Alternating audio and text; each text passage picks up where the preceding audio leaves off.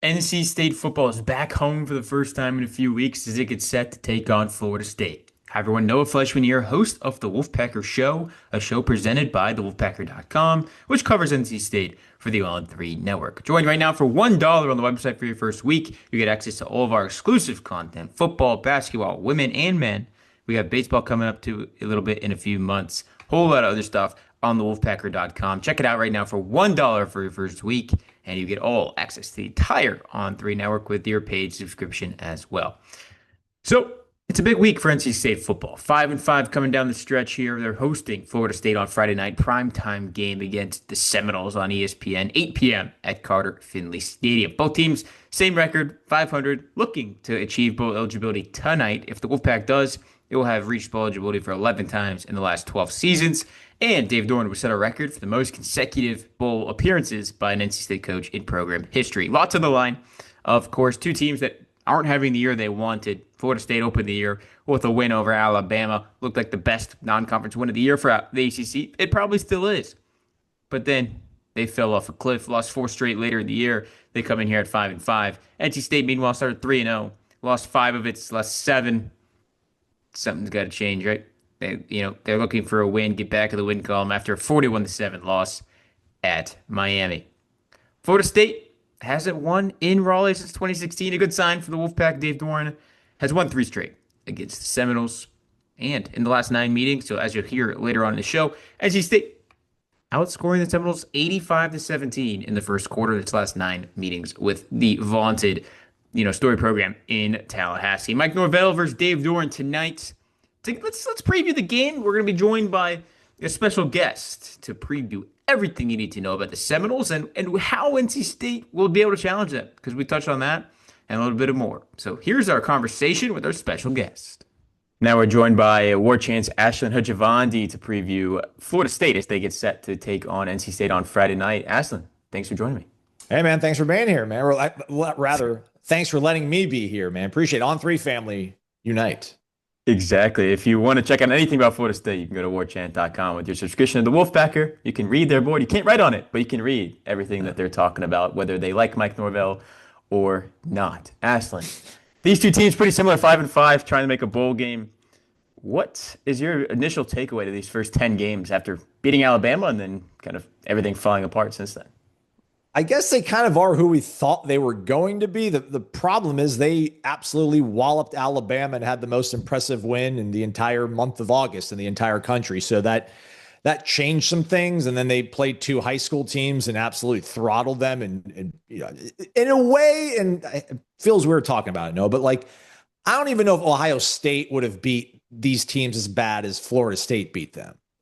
But it doesn't matter. They're not conference games. It's pay games for these other teams. So then they go into Virginia at night, and Virginia punched them in the mouth, and Florida State was like, "Oh, geez, we weren't expecting this." Very much the way I think that Alabama felt they were kind of coordinated in the preseason, like they're back for whatever reason. Like year 2, Kalen DeBoer, we're good. Florida State sucks. We're going to walk in here and get an easy dub. It's like, no, man, this is going to be a battle. And Florida State bullied Alabama. I think Virginia bullied Florida State around enough of that game that Florida State was on their heels, and they did rally, but it was just a little too late. And that was part of a 4-game losing streak, 4 in a row, man, which has become all too commonplace here with Mike Norvell's led program. And the thing, is it hasn't been one thing. One game it's the offense doesn't play all that well, like the Miami game. And that's going to be a game that only kids who aren't born yet are going to think was a close one, because they'll look at the final score like, oh, yeah, that was a close one. No. Like they got absolutely hammered by Miami. Defense couldn't get stops against Pitt. They couldn't get it off the field early enough against Stanford. And then, against Clemson, they were down 18-0 and got a late touchdown in the first half, but then Clemson kind of controlled things and throttled down there. So it's been a little bit of everything, man. It has been a mixed grab bag of just bad. They've had special teams gaffes. They've had against defensive lapses, offensive lapses. And it pretty much, this is what you look like when you're a team that went 2-10 last year, brought in a whole new coordinator on both sides of the football, and pretty much 10 out of their 11 starters on offense are new dudes. The defense is not that far off in terms of the turnover. So, sadly, this kind of is we probably should have expected Florida State to be at this point. Two similar teams in that regard, but mentioning those first two games, was a 77-3 win over East Texas A&M and M and a 66-10 win against Kent State. That's two of their five victories this Yeah. year. Yeah. You kind of talked about the top seed to everything. How has, Florida State been able to kind of right the ship a little bit? The last three games, they're 2-1, win over a pretty big win over Wake Forest, a team Yeah. that's played really well down the stretch, and then, beating Virginia Tech team. What's changed a little bit to find some progress here? I don't know, because in between those was that game against Clemson. They looked terrible, Noah. But yeah, I mean, like, I think Wake, again, like credit to Florida State for jumping on Wake early enough in that game. I mean, the first quarter was kind of ugly, but, they got up two scores, and I don't think Wake Forest is, they're not designed to be able to fight back. So, but credit to Florida State for keeping their foot on the gas and pressing down. The games are at home, man. The games are at home. I think this team feeds so much off energy. I think this is I mean, I don't want to use the word immature because that's really maybe too abrasive. It's a team that, the confidence it's wavers so easily that when you play at home and you've got your fans behind you and you make that one big play, it really snowballs in a favorable way for them. I don't think things snowball bad for them on the road, but they just never seem to be able to get their legs underneath them. And a large part of that is just they've started off so slow on the road. We might talk about that a little bit later, but yeah, man, it's just a team that's just been so up and down, and it's the newness of it all. It's the pressure of everything. I don't think they've really turned a corner. I mean, I think it's the product of playing some teams on your schedule that were just kind of good matchups. But yeah, they don't quit. They do play hard, but wahoo, get a medal for that. Definitely. When you look at this team, this offense, you talk about being brand new for the most part. Tommy Castellanos, the quarterback coming from Boston College.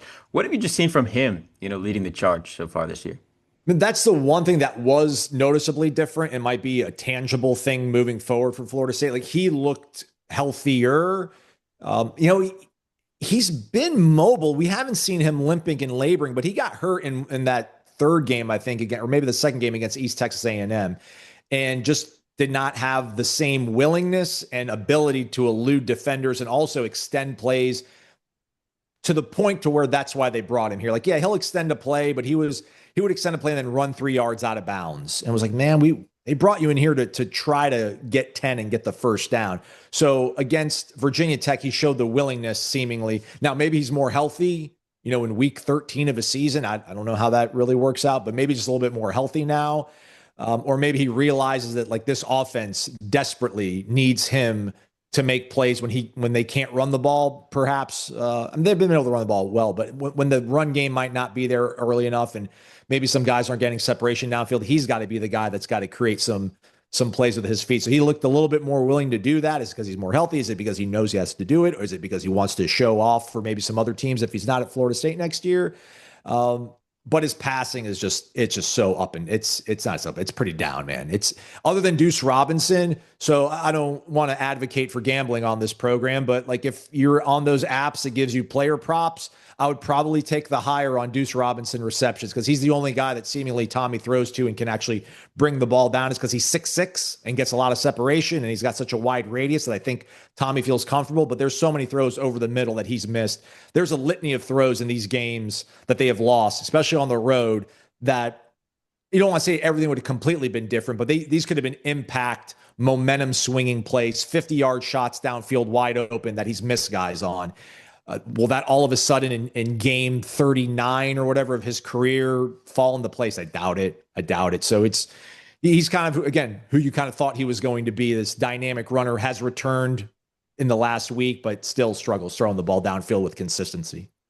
You mentioned Deuce Robinson. You get that at BetMGM if you'd like to, go Yeah, hit it up. there you And go. their leading receiver with just under 1,000 yards. We talked about him. You mentioned him a little bit. 6'6". Dave Doran's pretty worried about him. But FSU has a lot more playmakers outside of him. Who are some other guys that NC State fans need to keep an eye on with their banged up defense? Randy Pittman is their tight end H back. He had to get, I think against Virginia, he actually ran a touchdown in for a score, threw a touchdown for a score, and caught a touchdown for a score.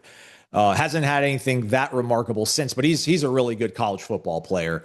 Out wide, LaWayne McCoy, number 7, he's sort of emerged as their number 2 receiver here of late. Squirrel White's a guy they brought in from Tennessee, but man, outside of a third down catch on their opening drive against Alabama, he has done nothing of consequence for Florida State. So I don't even know if I really put him into the must watch list. So it really is Deuce, Randy Pittman, and then LaWayne McCoy. Running back wise, who knows? No, none of it makes sense. Keziah Holmes had one carry for 8 yards last game, and then they put him back on the bench. Sam Singleton has emerged as kind of maybe their lead runner. Gavin Sawchuk transferred in from Oklahoma. He had like 6, 7 touchdowns in the first month of the season, but again, a lot of high school competition they played against, so that's kind of tapered down. Usman Cromah, 32. He was one of the top running backs in the country. They had to, I don't know, it was outbid. We can say it, right? We can say it out loud. They had to outbid Georgia for him, and they did, but they have not had a bell cow 15, 20 carry per game running back. It's been running back by committee, and it's a huge, huge long committee. But yeah, Deuce Robinson, Randy Pittman, LaWayne McCoy in the pass game, and then running the ball. Man, Singleton, Cromon, and Sawchuk are probably their top 3 running backs. Definitely. Flipping to the other side of the ball, when you look at Florida State, this is a team that seems like when it gives up more than 20 points, not good things happen for the Seminoles. What's been going on that side of the ball?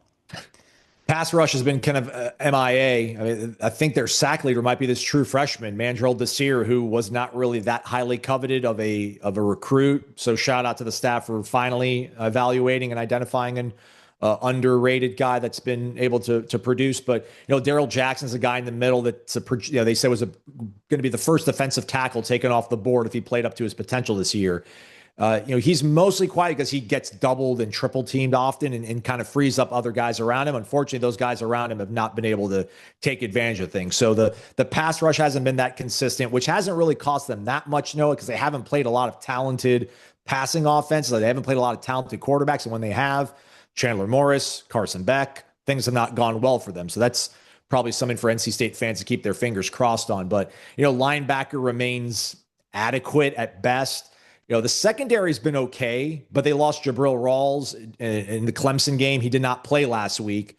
He's out for the season. He's arguably their best cornerback, but maybe number 2 if you want to say. But I think he was their best cornerback. He's out for the season now, so that definitely could help NC State. But yeah, I mean they've gone to a 3-4, but they don't play a 3. I'm sorry, not 3-4, 3-3-5. Their 3-3-5 does not look anything like the way Tony Gibson was running it in Raleigh for all those years. So it's been trying to learn that. They do play a lot of 4-man front, but they just haven't had the guys to get to the quarterback, and there hasn't been anybody really in the interior to complement Daryl Jackson to really just stuff teams because, Virginia Tech ran the ball at will on them. Problem is Virginia Tech can't throw the football, so they could live with that. But I think NC State's got a little bit more of a balanced attack, and it being on the road is going to present much more a big challenge for Florida State than these last games at home where they've looked really good against Wake and Virginia Tech's offenses. Definitely, key stat to keep an eye on. Florida State is 0-5 when giving up more than 20 points and 5-0 when it keeps teams under 20 points this year. So something that NC State fans, if you get into a shootout, seems like they can find a way to win this one. Before we get out of here, Carter Finley Stadium's been a house of horrors for Florida State. For NC State, it's Wake Forest. For Florida State, it's NC State. NC State has won 3 straight. I think they've won 5 of the last 6, 4 of the last 5 against, Mike Norvell's team. What does Florida State need to do to come into Raleigh and actually leave with a win? Got to get off to a good start, Noah, right? I mean, I know that's every team's goal for this week and every week before and after this, but especially on the road and these losses, Florida State loves to win the toss and defer. And then those teams, Stanford included, have gone on these epic 12, 13, 15 play scoring drives. And then your offense comes out and feels like they're kind of pressing. And if they don't score on that first drive, then it's like, like all bets are off at this point. Pitt did the same thing. I think Pitt converted 3 fourth downs on their first drive of the game against Florida State when they got the ball to start the game. So for Florida State, it's either win the toss and decide to receive and score, or if they do defer, man, they've got to get off the field early. I think the biggest, the recipe to being this Florida State team is like keeping that offense off the field. So possess the football. And if you're not going to possess the football, score quickly on you need to have an explosive offense, which I think NC State kind of does. So that's the key for NC State. But if Florida State, man, get off the field early. Don't let that first drive be one of those soul sucking 8.5, 9-minute drives to where you get the ball with 2.5 minutes to go in the first quarter. You don't score. And then it's like, wow, we're down. It's already the second quarter. That's going to be the key for them. Tommy Castellanos is going to have to continue to run the football, I think. I know NC State's got a really struggling secondary, but it's Raleigh Friday nights. They're due for a good game. As much as Florida State's due for a good game on the road, I'm sure NC State's secondary is due for a fairly decent game. So, we'll see if Tommy can run the ball well enough, because I just don't think throwing the ball is going to be a reliable go-to for Florida State. And then defensively, I mean, just don't let things snowball on them. I guess keep everything in front of them as much as they possibly can. Like dare CJ Bailey to try to string together a 13 play drive, because as talented as he is, feels like you guys live off that big play too. So if he needs to pick and peck his way down the field, probably not his bread and butter. So make him do it that way and don't give up the easy play. Yeah, you talked about getting off to a fast start. NC State in the last 9 games against Florida State, outscoring them 85-17 in the first quarter. So Phew. something to keep an eye on going into this one. Well, Aslan, I appreciate you hopping on the show and previewing the game. I'm writing that stat down. Was it 85-17? They've been outscoring the first quarter since when? In the last 9 meetings. In the last 9 meetings. Good grief. And by the way, the last time Florida State won in Raleigh was 2016. And if anybody remembers that game, they threw an interception right to a NC State defender on the last drive. And right at him, dropped it. And then 2 plays later or so scored a touchdown and won the game. So yeah, even when Florida State's had a good team and NC State's been down, Florida State has not played well there. And I don't have the stat for sure, but I'm pretty sure in all 5 of their losses, Tommy Castellanos has thrown the ball 20 or more times. So if it does get into a shootout, maybe that favors NC State, because he'll probably be pitching it around the park. So we'll see how it goes. Thanks for having me on, Noah. Yeah, appreciate it. Special thanks to Aslan for joining the show, giving us everything we need to know about Florida State. Big time matchup coming up here on Friday night. Florida State is a 5.5 point underdog, or favorite, according to our friends at BetMGM against NC State. And as you know, we've teamed up with BetMGM this season. We'll be using their lines to make all of our picks this year. When you join BetMGM, you get access to a variety of parlay selection features like same-game parlays, live betting options, and more. If you haven't signed up for BetMGM yet, use bonus code ON3 and you will get a $1,500 first bet offer on your first wager with BetMGM. Here's how it works. Download the BetMGM app and sign in using bonus code ON3. That's ON and the number 3. Deposit at least $10 and place your first wager on any game. You'll receive up to $1,500 in bonus bets if your bet loses. Just make sure you use bonus code ON3 when you sign up. Make this college football season one for the history books. Make it legendary. See BetMGM.com for terms. 21 plus only. U.S. promotional offers not available in New York, Nevada, Ontario, or Puerto Rico. Gambling problem? Call 1-800-GAMBLER. Available in the United States. Call 877-HOPE-NY or text HOPE-NY. 467-369 in New York. Call 1-800-NEXT-STEP in Arizona. 1-800-327-5050 in Massachusetts. 1-800-BETS-OFF in Iowa. 1-800-981-0023 in Puerto Rico.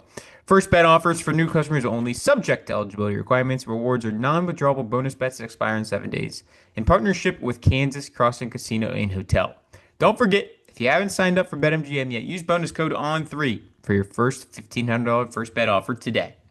So as I said, Wolfpack, 5.5 point underdog going into a home game. It's penultimate home game this season. It will host North Carolina next weekend after Thanksgiving.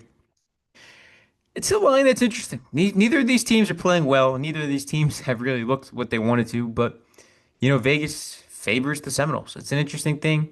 I, however, think NC State bounces back in this one after a 41-7 loss at Miami. Give me the Wolfpacker to win 28-17, and here's why. Florida State, as I mentioned with our guest Aslan, is 0-5 when teams score more than 20 points against them. 0-5. It's 5-0 when it holds teams under 20 points, though. Give me NC State's high-flying offense with CJ Bailey and company to score more than 20 points. I'll say they score 4 touchdowns today, and they'll get the win. Get to 6-5.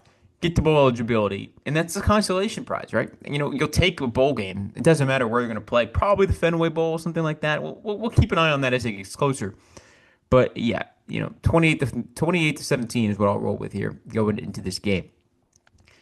So it'll be interesting to keep an eye on that. So Florida State tonight, 8 p.m. on ESPN. Before we get out of here, though, NC State men's basketball hits the road going to Maui this weekend, facing off with Seton Hall on Monday. We'll also play Tuesday and Wednesday, depending on the outcomes of the other games. It'll see the winner or loser of USC and Boise State, depending on how its first game goes against Seton Hall. But the Pack on the road Friday they fly out. They'll land in Maui around 5:30 local time. It's about a 5 hour time difference, so 10:30 Eastern. They'll be on the ground there. If you want to check out how they're preparing for the Maui Invitational, what the flight plans look like, what they're going to do when they're on the ground, check out the Wolfpacker.com. I wrote a premium story about that yesterday. Will Wade did a great job describing it, what they're doing. They've got it down to how long they can sleep on the plane and down to why they're landing at 5:30 instead of 5:45. It's a big difference. That 15 minutes is a big difference for what they're trying to do. So check it out on the wolfpacker.com. We'll be back next week. We're probably going to be on the show Wednesday with Thanksgiving Thursday. We'll get that knocked out Wednesday. And they'll face Bill Belichick and the Tar Heels on next Saturday. But before then, NC State, Florida State, 8 p.m., Carter Finley Stadium. Check it out on wolfpacker.com tonight. We'll have it all there. And I'll see you on the flip side.